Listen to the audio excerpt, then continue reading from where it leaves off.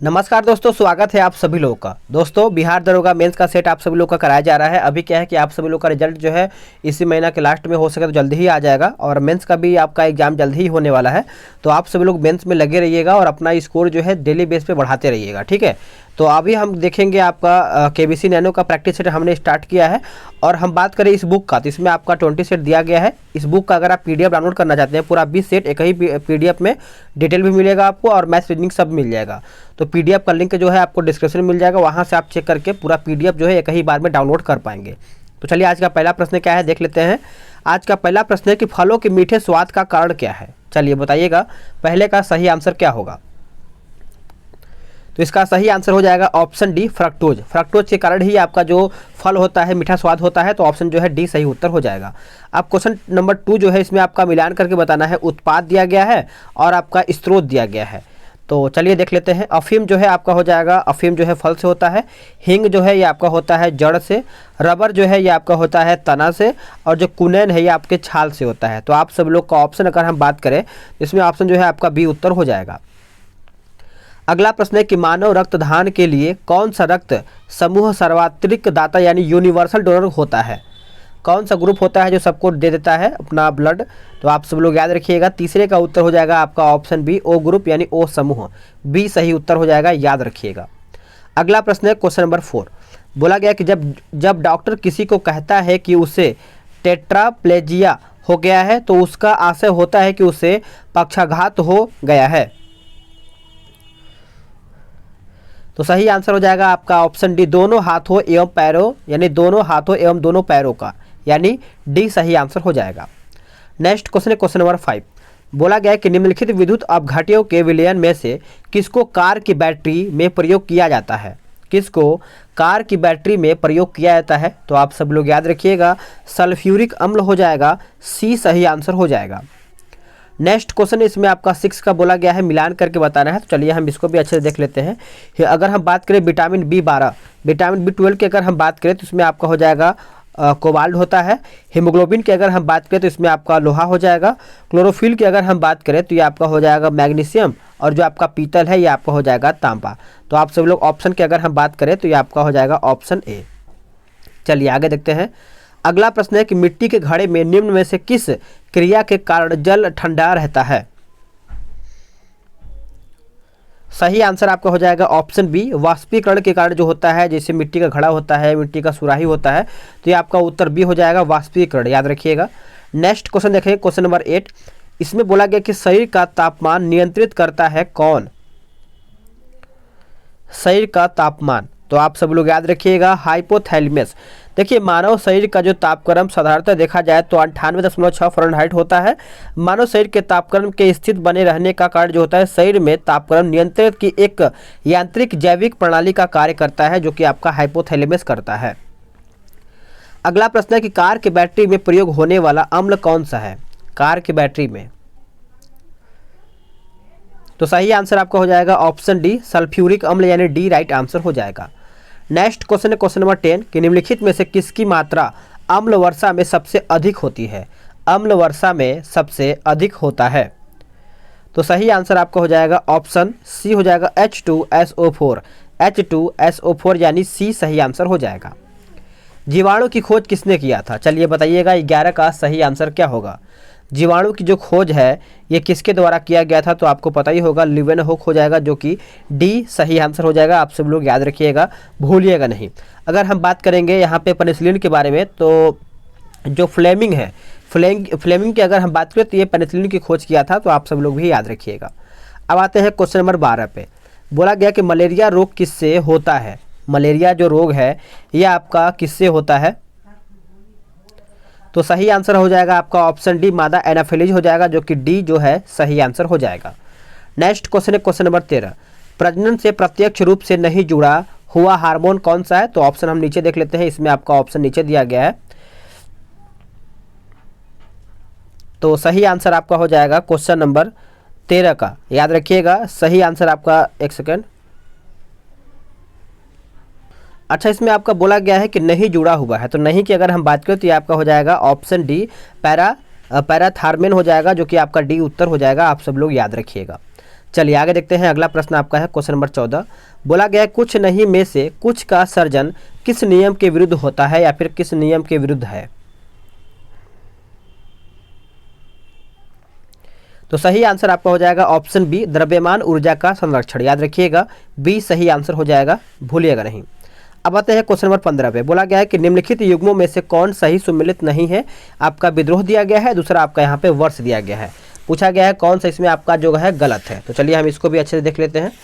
तो अगर हम बात करेंगे यहाँ पे पाबना विद्रोह जो है 1873 सही है, और दक्कन किसान विद्रोह 1875 ये भी आपका सही है। लेकिन जो आपका है सन्यासी विद्रोह ये आपका गलत है। देखिए सन्यासी विद्रोह जो है आपका 1770 से लेकर के 80 के बीच में हुआ है, और जब आपका कोल विद्रोह है ये आपका सही है 1870, ये आपका सही, सी आपका गलत हो जाता है। अगला प्रश्न है 18 नंबर की, पृथिव्या प्रथम वीर उपाधि थी किसकी। तो ये जो उपाधि थी समुद्रगुप्त की थी, जो कि ए आपका राइट आंसर हो जाएगा। नेक्स्ट क्वेश्चन है कि नालंदा बिहार का विध्वंस किया था किसने। मतलब जो नालंदा बिहार था उसको ध्वस्त किसने किया था। तो आप सभी को पता ही होगा, आपका उत्तर हो जाएगा ऑप्शन ए, बख्तियार खिलजी, जो कि ए राइट आंसर हो जाएगा, भूलिएगा नहीं। नेक्स्ट क्वेश्चन है 18 नंबर। बोला गया कि भारतीय राष्ट्रीय कांग्रेस की पूर्ववर्ती थी। भारतीय राष्ट्रीय कांग्रेस की पूर्ववर्ती क्या थी। करेक्ट आंसर आपका हो जाएगा ऑप्शन बी, इंडियन एसोसिएशन। देखिए इंडियन एसोसिएशन ऑफ कलकत्ता की स्थापना जो है 1876 में हुआ था, 1876 में हुआ था।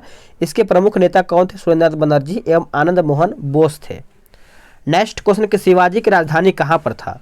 शिवाजी की जो राजधानी है ये आपकी अगर हम बात करें तो देखिए यही जो प्रश्न है, आई थिंक बिहार दरोगा पीटी में यह प्रश्न आपका पूछा गया था, तो ये रायगढ़ हो जाएगा, जो कि ए आपका सही आंसर हो जाएगा, याद रखिएगा।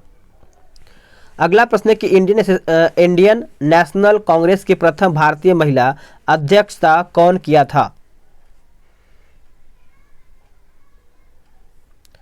तो 20 का सही आंसर आपका हो जाएगा, याद रखिएगा, क्या हो जाएगा बताइएगा। इसका सही उत्तर हो जाएगा ऑप्शन सी, सरोजिनी नायडू। सरोजिनी नायडू यानी सी उत्तर आपका यहाँ पे हो जाएगा।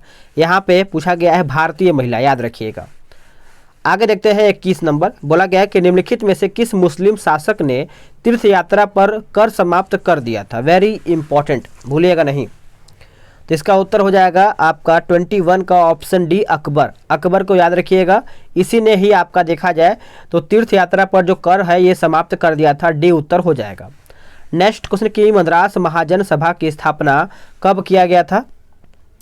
तो ये कब किया गया था, तो 1884 में किया गया था, डी उत्तर हो जाएगा। नेक्स्ट क्वेश्चन, राजनीतिक सुधारों को लेकर विरोध करने वाले पहले भारतीय कौन थे। पहले भारतीय कौन थे। अगर हम पहला की बात करें तो दादा भाई नौरोजी हो जाएगा, जो कि ग्रैंड ओल्ड मैन भी इनको कहा जाता है, ग्रैंड ओल्ड मैन, तो आप इनको भी याद रखिएगा।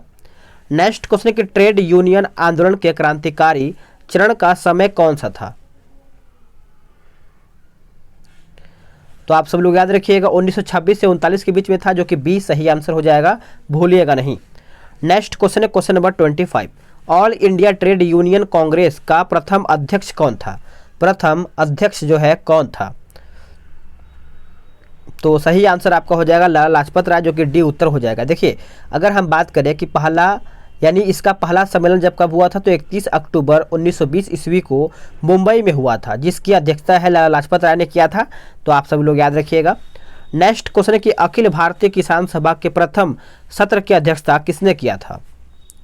सत्र की जो अध्यक्षता है ये किया गया था स्वामी सहजानंद। स्वामी सहजानंद यानी ए उत्तर हो जाएगा। नेक्स्ट क्वेश्चन है 27। ग्रैंड ट्रक रोड का निर्माण मूलतः किसके द्वारा किया गया था। ये आपका किसके द्वारा किया गया था, तो आपका हो जाएगा ऑप्शन ए, शेर शाह के द्वारा। शेर शाह के द्वारा। नेक्स्ट क्वेश्चन कि भारतीय राष्ट्रीय कांग्रेस की अध्यक्षता या फिर स्थापना, माफ कीजिएगा इसमें स्थापना पूछा गया, स्थापना कौन से वर्ष में हुआ था। तो आपको पता ही होगा, जो कि भारतीय राष्ट्रीय कांग्रेस का स्थापना जो है 1885 में हुआ था, जो कि बी उत्तर आपका हो जाएगा। इसके प्रथम अध्यक्ष आपके बीसी बनर्जी थे, यानी व्योमकेश बनर्जी। नेक्स्ट क्वेश्चन कि राष्ट्रकूट प्रतिहार और पालों का संबंध किससे है। तो इसका उत्तर हो जाएगा त्रिदिशीय संग्राम। त्रिदिशीय संग्राम यानी बी उत्तर हो जाएगा। नेक्स्ट क्वेश्चन कि चौसा का युद्ध किस वर्ष में लड़ा गया था। ये देखिए सभी प्रश्न आपके इंपॉर्टेंट है बिहार दरोगा मेंस के लिए, और आगे जो आने वाला एग्जाम है सभी इंपॉर्टेंट आपका जीके बन जाता है, तो इसको आप स्किप ना कीजिएगा, पूरा एक एक क्वेश्चन को अच्छे से देखिएगा, चाहे आप सही करें चाहे न करें, क्योंकि अगर आपके आंखों के सामने से कोई प्रश्न गुजरता है तो कहीं ना कहीं माइंड में एक क्वेश्चन होता है, और अगर आप ऑप्शन देखेंगे तो कहीं ना कहीं इसका आंसर कर पाएंगे। तो क्वेश्चन को आप देखा कीजिए, 1539 यानी ए राइट आंसर हो जाएगा। अगला प्रश्न है कि गौतम बुद्ध के संवादों की भाषा क्या थी। तो आपको पता ही होगा, जो कि पाली भाषा हो जाएगा, बी उत्तर हो जाएगा। नेक्स्ट क्वेश्चन कि भारतीय राष्ट्रीय कांग्रेस की स्थापना किसने किया था। यहाँ पे देखिए कब किया गया था, ये होना चाहिए था, और मैंने आपको बताया है 32 का उत्तर। इसके पहले का 1885 में बीसी बनर्जी इसके अध्यक्ष थे। आगे देखेंगे जातक पवित्र ग्रंथ है किसका। जातक जो है किसके पवित्र ग्रंथ है, तो आप सभी को पता ही होगा, बौद्धों के, यानी सी उत्तर हो जाएगा। नेक्स्ट क्वेश्चन कि निम्नलिखित में से कौन सी बायोडीजल की फसल है। बायोडीजल की फसल है, अगर इसकी राइट आंसर बात करें तो आपका हो जाएगा ऑप्शन सी जेट्रोफा हो जाएगा, सी उत्तर हो जाएगा। अगला प्रश्न है कि जापान लगभग आत्मनिर्भर है। जापान लगभग आत्मनिर्भर है किसमें, तो इसका उत्तर हो जाएगा आपका ऑप्शन सी तांबा में। नेक्स्ट क्वेश्चन है 36, बोला गया कि निम्न में से कौन सा क्षेत्र ज्वारीय ऊर्जा उत्पादन का प्रमुख क्षेत्र है। ज्वारीय ऊर्जा उत्पादन का प्रमुख क्षेत्र है, तो करेक्ट आंसर आपका हो जाएगा खंभात की खाड़ी, यानी सी सही आंसर हो जाएगा। नेक्स्ट क्वेश्चन कि सन सिटी अवस्थित है। सन सिटी जो है ये आपका अवस्थित है, तो 37 की अगर हम बात करें तो इसका उत्तर हो जाएगा आपका ऑप्शन डी दक्षिण अफ्रीका में, डी उत्तर हो जाएगा। नेक्स्ट क्वेश्चन कि निम्नलिखित में से पूर्वी द्वीप समूह का कौन सा द्वीप 3 देशों में विभाजित है। 3 देशों में विभाजित है, तो इसका उत्तर हो जाएगा आपका ऑप्शन ए बोर्नियो। क्या हो जाएगा, बोर्नियो, यानी ए उत्तर हो जाएगा। इसमें आपका 39 की अगर हम बात करें तो ये आपका मिलान करके बताना है, तो जनजाति और देश दिया गया है। अगर हम बात करें एस्किमो के बारे में तो ये आपका हो जाएगा कनाडा में। मसाई की अगर हम बात करें तो ये आपका हो जाएगा केन्या में। अगर हम बद्दू की बात करें तो ये आपका हो जाएगा सऊदी अरब, और जो आपका बुशमैन बचता है ये आपका हो जाएगा बोत्सवाना। तो आप सब लोग याद रखिएगा। चलिए आगे देखते हैं। अगला है कि कार्डेमम पहाड़ियाँ जिनकी सीमाओं पर स्थित है वो आपका कौन सा सीमा है। तो कार्डेमम पहाड़ियाँ की अगर हम बात करें तो ये आपका केरल एवं तमिलनाडु हो जाएगा, सी सही आंसर हो जाएगा। नेक्स्ट क्वेश्चन की जनगणना 2011 के अनुसार भारत में महिला साक्षरता दर कितना है। महिला साक्षरता दर जो है कितना है, तो 65.5%, यानी सी सही आंसर हो जाएगा। नेक्स्ट क्वेश्चन ग्रेट विक्टोरियन मरुस्थल कहाँ पर स्थित है। ग्रेट विक्टोरियन मरुस्थल जो है आपका कहाँ पर स्थित है, तो ये आपका ऑस्ट्रेलिया में है, ए आपका सही आंसर हो जाएगा। नेक्स्ट क्वेश्चन है कि भारत के निम्नलिखित भागों में से द्रविडियन प्रजाति मुख्यतः कहाँ संकेंद्रित है। द्रविडियन जो है प्रजाति ये आपका कहाँ पर स्थित है, चलिए बताइएगा। तो आपका उत्तर हो जाएगा दक्षिण भारत में। कहाँ पर, दक्षिण भारत, यानी ए सही आंसर हो जाएगा। नेक्स्ट क्वेश्चन है कि पेनाइल यूरोप, अपलेशियन अमेरिका और अरावली भारत उदाहरण है किसका। ये जो आपका पड़ता है यूरोप में पड़ता है, अपलेशियन अमेरिका में पड़ता है, और अरावली की जो पर्वत ये आपका भारत में पड़ता है, तो ये किसके उदाहरण है, ये आपका प्रश्न पूछा गया है। तो ये दिखाए तो पुरानी पर्वत श्रृंखला की ये सब पुरानी है, तो आपका बी राइट आंसर हो जाएगा। नेक्स्ट क्वेश्चन है कि निम्न में से कौन सा शहर गंगा नदी के किनारे स्थित नहीं है। यहाँ पर पूछा गया है कि नहीं है। तो 45 की अगर हम बात करें तो इसमें आपका उत्तर हो जाएगा उत्तर काशी। देखिए उत्तर काशी जो है यह आपका गंगा नदी किनारे नहीं है, आप इसको अच्छे से याद रखिएगा। ये गंगा नदी किनारे उत्तराखंड के उत्तरकाशी जिले के गंगोत्री के पास गोमुख हिमानी निकलती है, तो आप इसको अच्छे से याद रखिएगा। अगला प्रश्न है कि विश्व में सबसे अधिक कोयला उत्पादन करने वाला देश कौन सा है। सही आंसर आपका हो जाएगा ऑप्शन 46 का सी हो जाएगा चीन, याद रखिएगा। नेक्स्ट क्वेश्चन है कि इजराइल की, एक सेकेंड, अगला प्रश्न है कि इजराइल की उभयनिष्ठ सीमाएं हैं। तो इसका अगर हम बात करें 47 का, तो ऑप्शन ए ही हो जाएगा लेबनान, सीरिया, जॉर्डन तथा मिस्र के साथ, यानी ए सही आंसर हो जाएगा। नेक्स्ट क्वेश्चन कि विश्व के विशालतम स्वर्ण क्षेत्र दक्षिण अफ्रीका के निम्नलिखित में से कौन सी पर्वत श्रेणियों में अवस्थित है। चलिए बताइएगा 48 का राइट आंसर क्या होगा। तो ये आपका हो जाएगा ऑप्शन सी, यानी विट वाट सडेंड हो जाएगा, जबकि सी सही आंसर हो जाएगा। अगला प्रश्न है कि फिजी द्वीप अवस्थित है। फिजी द्वीप जो है ये आपका अवस्थित है तो ये कौन से महासागर में अवस्थित है? तो प्रशांत महासागर में। कहाँ पर? प्रशांत, यानी बी सही आंसर हो जाएगा। नेक्स्ट क्वेश्चन, किसी स्थान का मानक समय निर्धारित करने का आधार होता है। किसी स्थान का मानक समय निर्धारित करने का आधार होता है, तो सही आंसर आपका हो जाएगा ऑप्शन डी, प्रधान मध्य रेखा, यानी डी जो है करेक्ट आंसर हो जाएगा, भूलिएगा नहीं आप सभी लोग। अगला प्रश्न है कि भारत में शक्तिशाली एल नीनो कारण है किसका? एल नीनो जो है किसका कारण है बताइएगा। तो अगर हम बात करें एल नीनो के बारे में, तो ये आपका हो जाएगा सूखा। जो एल नीनो शब्द है ये आपका सूखा से संबंधित है, सी सही आंसर हो जाएगा। नेक्स्ट क्वेश्चन कि पृथ्वी के गोलार्ध का 70% से अधिक भाग घिरा हुआ है किससे? तो ये तो सभी लोग बता पाएंगे। इसका उत्तर हो जाएगा जल से 70% जो है आपका घिरा हुआ है, तो आपका ए जो है सही आंसर हो जाएगा, याद रखिएगा। नेक्स्ट प्रश्न है कि सर क्रिक विवाद किन दो देशों के मध्य स्थित है? सर क्रिक विवाद,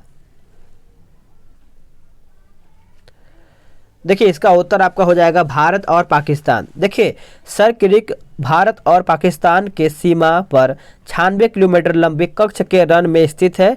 एक ज्वारीय एस्चुरी यानी ज्वारीय एस्चुरी की है। यह एक मार्शलैंड क्षेत्र है। चलिए आगे देखते हैं कि योजना आयोग का अंत किस प्रधानमंत्री ने किया था? वेरी इंपॉर्टेंट, और याद भी होगा बहुत लोगों को कि योजना आयोग का जो अंत है ये नरेंद्र मोदी ने किया है, जो कि ए आपका उत्तर हो जाएगा।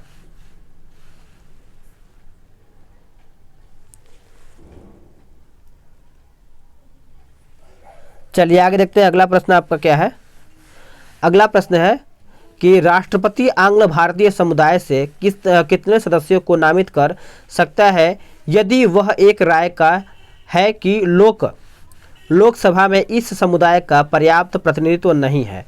चलिए बताइएगा 55 का सही आंसर क्या होगा? इसका उत्तर हो जाएगा ऑप्शन डी, यानी 2। अगला कि हमारे संविधान के किस भाग में 3 सोपानों में पंचायतें बनाने की परिकल्पना की गई है? बताइएगा कौन सा भाग है? तो ऑप्शन के हिसाब से हम देखें 56 का, तो आपका उत्तर क्या होगा बताइएगा। सही उत्तर क्या होगा?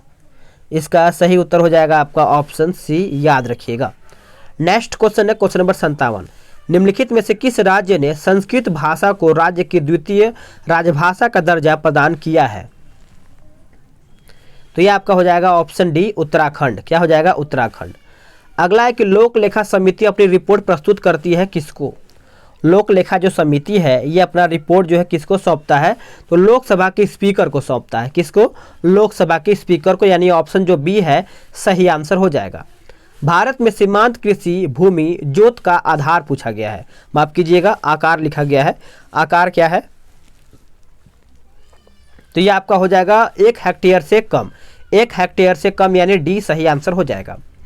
नेक्स्ट क्वेश्चन कि निम्न में से कौन से ब्रांड द्वारा भारतीय स्थान विदेशी बाजारों में विदेशी मुद्रा के बजाय रुपए में पैसा जुटा सकते हैं? चलिए बताइएगा 60 का आपका यहाँ पे उत्तर क्या होगा? बताइए इसका सही उत्तर क्या होगा? तो इसका आंसर आपका हो जाएगा मसाला बॉन्ड। मसाला बॉन्ड यानी बी सही आंसर हो जाएगा। चलिए आगे देखते हैं क्वेश्चन नंबर 61। इसमें आपका बोला गया है कि शिशु मृत्यु दर क्या है? शिशु मृत्यु दर पूछा गया है, तो ये आपका हो जाएगा ऑप्शन बी, हर 1000 जीवित जन्मों में से अपने पहले जन्मदिन से पहले मरने वाले बच्चों की संख्या का अनुपात, यानी बी सही आंसर हो जाएगा। अगला कि सरकारी व्यय को नियंत्रित करने का प्राधिकारी है, तो इसका उत्तर आपका हो जाएगा ऑप्शन सी, वित्त मंत्रालय। वित्त मंत्रालय यानी सी उत्तर हो जाएगा। नेक्स्ट क्वेश्चन कि भारतीय विकास फोरम पहले जाना जाता था, भारतीय विकास फोरम यानी IDF पहले जाना जाता था, तो सही आंसर आपका हो जाएगा भारत सहायता क्लब। भारत सहायता क्लब यानी ए सही आंसर हो जाएगा। भारत में चलित न्यायालय इनका मानस यानी मानस पुत्र है, इसका उत्तर हो जाएगा doctor APJ Abdul Kalam. Doctor APJ Abdul Kalam यानी सी सही आंसर हो जाएगा। नेक्स्ट प्रश्न है कि भारत के संविधान का निम्नलिखित में से कौन सा अनुच्छेद प्रेस की स्वतंत्रता से संबंधित है? वेरी इंपॉर्टेंट, आपको पता भी होगा इसका सही आंसर क्या होगा। देखिए प्रेस की स्वतंत्रता आपको पता है, आपका ए उत्तर हो जाएगा अनुच्छेद 19। अनुच्छेद 19, अनुच्छेद 21 की बात करें तो प्राण एवं दैहिक स्वतंत्रता, अनुच्छेद 20 ये आपका गिरफ्तारी से संबंधित है, तो आप इसको भी अच्छे से याद रखिएगा। 42वें संविधान संशोधन अधिनियम 1976 से भारतीय संविधान में एक नया अध्याय जोड़ा गया है, उस अध्याय का नाम क्या है बताइएगा। तो आपका उत्तर क्या होगा बताइएगा। 66 का उत्तर हो जाएगा ऑप्शन सी, मौलिक कर्तव्य। मौलिक कर्तव्य यानी सी उत्तर हो जाएगा। नेक्स्ट क्वेश्चन है 67। इसमें आपका बोला गया है कि निम्नलिखित में से कौन सा मूलभूत अधिकार नहीं है। कौन सा मूलभूत अधिकार नहीं है, तो ये आपका हो जाएगा संपत्ति का अधिकार। संपत्ति का अधिकार इसमें आपका मूलभूत अधिकार नहीं है, आपका ये कानूनी अधिकार से संबंधित हो जाता है। अगला है कि भारतीय संविधान को संविधान द्वारा अंगीकृत किया गया था। ये आपको देखिए डेट याद होना जरूरी है। डेट आपको याद भी होगा, बहुत लोगों को आंसर याद होगा और आंसर कर दिए होंगे। 26 नवंबर 1949 जो कि ए करेक्ट आंसर हो जाएगा। आगे देखेंगे कि भारत के उपराष्ट्रपति के चुनाव के लिए उम्मीदवार की न्यूनतम आयु कितनी होनी चाहिए। देखिए राष्ट्रपति हो चाहे आपका उपराष्ट्रपति हो, दोनों का सेम आयु होता है 35 वर्ष, यानी बी सही आंसर हो जाएगा। जिस तरीके से यहाँ पे ऑप्शन में थोड़ा सा कंफ्यूज किया है, उपराष्ट्रपति लिखा है, ठीक है। आगे देखेंगे विधान परिषद के सदस्यों की न्यूनतम संख्या कितनी होती है। विधान परिषद तो 70 का आंसर आपका हो जाएगा 40, यानी ऑप्शन बी। नेक्स्ट क्वेश्चन है कि राज्यसभा में सदस्यों की अधिकतम संख्या कितनी होती है। राज्यसभा तो इसका सही आंसर हो जाएगा 71 का ऑप्शन सी 250, यानी सी सही आंसर हो जाएगा। नेक्स्ट क्वेश्चन है कि यूनेस्को के तत्वाधान में सामाजिक विकास पर प्रथम विश्व शिखर सम्मेलन कहाँ पर आयोजित किया गया था। सही आंसर आपका हो जाएगा option D Copenhagen. Copenhagen. Next question है कि निम्नलिखित में से किस आर्थिक सर्वेक्षण में पहली बार धारणीय विकास और जलवायु परिवर्तन का नवीन अध्याय जोड़ा गया था। नवीन अध्याय जो है आपका जोड़ा गया था। तो 73 की अगर हम बात करें तो 2011-12 हो जाएगा, बी सही आंसर हो जाएगा। अगला है कि हरा सूचकांक विकसित किया गया था किसके द्वारा, तो ये आपका विकसित किया गया है विश्व बैंक के द्वारा, जो कि सी आंसर हो जाएगा। निम्न में से कौन भारत में राष्ट्रीय एवं राज्य स्तर पर निर्धनता के अनुमानों के लिए केंद्रक अभिकरण है, यानी नोडल एजेंसी। तो इसका उत्तर हो जाएगा आपका ऑप्शन डी योजना आयोग, यानी डी सही आंसर हो जाएगा। एजेंडा 21 कितने समझौते हैं। एजेंडा 21 तो इसका ही आंसर आपका हो जाएगा 4, यानी ए। अगला प्रश्न है कि स्वाधार योजना है किसके लिए, तो स्वाधार योजना जो है यह आपका है कठिन परिस्थितियों में महिलाओं के लिए, यानी सी उत्तर हो जाएगा। अगला कि राष्ट्रीय पंचांग के संबंध में कौन से कथन जो है आपके सही है, तो ऑप्शन के हिसाब से अगर हम बात करें तो 78 का, तो इसका उत्तर हो जाएगा न तो 1 और ना ही 2। अगला कि विशेष आर्थिक क्षेत्र अधिकतम प्रभावी हुआ कौन से, यानी कौन से सन में, तो ये आपका प्रभावी हुआ है, याद रखिएगा 2006 में, यानी सी उत्तर हो जाएगा। अगला है कि विशेष आर्थिक जोन अधिनियम लोकसभा द्वारा पारित किया गया था कौन से वर्ष में। कौन से वर्ष में, तो 2005 में, यानी ऑप्शन बी। नेक्स्ट है कि सीमा सुरक्षा बल की स्थापना कब किया गया था, तो सीमा सुरक्षा बल की स्थापना जो है 1965 में किया गया था, याद रखिएगा। अगला कि नेवर एयर स्टेशन गरुड़ कहाँ पर स्थित है, तो ये कहाँ पर स्थित है, तो ये आपका कोचिन में है, जो कि बी उत्तर हो जाएगा। अगला है कि पुलित्जर पुरस्कारों यानी पुलित्जर पुरस्कार किस क्षेत्र में प्रदान किया जाता है, तो ये आपका किया जाता है पत्रकारिता, यानी ए उत्तर हो जाएगा। राष्ट्रीय कृषि और ग्रामीण विकास बैंक की स्थापना किस पंचवर्षीय योजना की अवधि में किया गया था, तो आपको याद ही होगा, जो कि सही आंसर हो जाएगा ऑप्शन सी 6, यानी 6वां। कौन सा आर्थिक अधिसंरचना में नहीं आता है, तो 85 का उत्तर हो जाएगा शिक्षा एवं स्वास्थ्य, यानी सी उत्तर हो जाएगा। अगला प्रश्न आपका देख लेते हैं। इसमें आपका बोला गया कि सामाजिक अधिसंरचना में भी किसे शामिल नहीं किया गया है, तो 86 का उत्तर हो जाएगा आपका ऑप्शन सी, यानी इसमें आपका दिया गया है तार संचार दूर संचार। और अगला प्रश्न आपका इसमें बोला गया कि धन विधेयक भारत के संविधान के किस अनुच्छेद में परिभाषित किया गया है, तो सही आंसर आपका हो जाएगा अनुच्छेद 110। नेक्स्ट इसमें आपका मैथ्स वगैरह है तो इसको हम छोड़ते हैं, आप पीडीएफ के थ्रू अच्छे से लगा लीजिएगा। और वीडियो कैसा लगा है कमेंट करके बताइएगा, और आपने कितना क्वेश्चन सही किया है ये भी आप कमेंट करके बता ही दीजिएगा। मिलते हैं एक नए वीडियो में, आज के लिए इतना ही। जय हिंद, वंदे मातरम।